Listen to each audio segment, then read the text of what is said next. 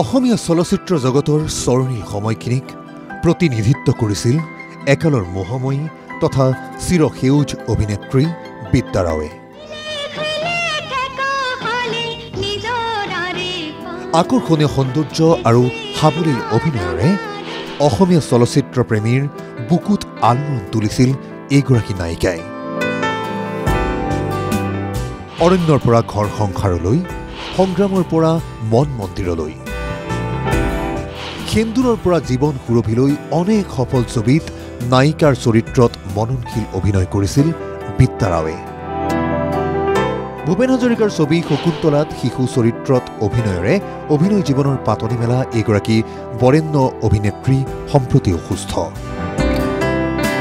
মহানগৰীৰ ৰিহাবাৰীস্থিত বাসগৃহত এতিয়া হুইলচেয়াৰত এনেদৰে সময় পাৰ কৰিছে একালৰ মোহময়ী অভিনেত্ৰীগৰাকীয়ে। কিছুদিন পূৰ্বে তেওঁৰ বাওঁ ভৰিৰ অস্ত্ৰোপচাৰ হৈছিল GMCHত। 3 তাৰিখে হস্পিটেল এডমিট কৰিলোঁ।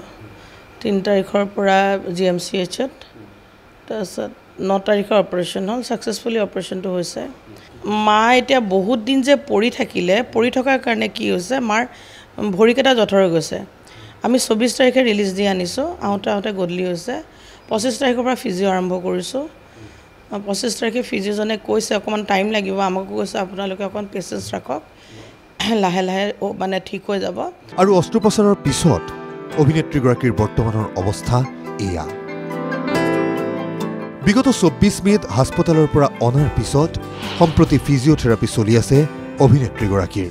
এখন ভৰি উঠাব পৰা নাই, একদম পাথৰৰ নিচিনা হৈ আছে, সেইটোৱে প্ৰব্লেম। আৰু এতিয়া ফিজিঅ'থেৰাপি কৰি আছোঁ, কি হয় চাওক। অপাৰেশ্যনটো হৈ গ'ল।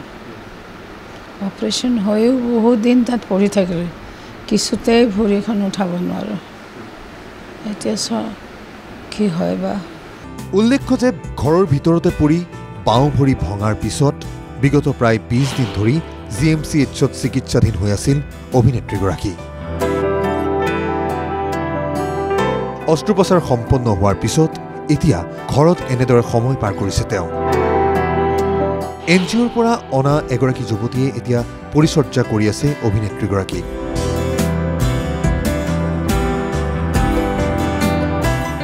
চোৱা চিতা কৰিবৰ কাৰণে NGOৰ কাৰণে ছোৱালী এজনীৰ অনা হৈছে।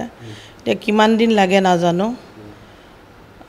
2 মাহ 3 মাহ 4 মাহ কিমান দিন লাগে নাজানো। আৰু সেইটোৱে এতিয়া বিচনাতে চব। তেওঁ সোনকালে সুস্থ হৈ উঠক, ভাল হৈ উঠক, আমাৰো এয়াই কামনা।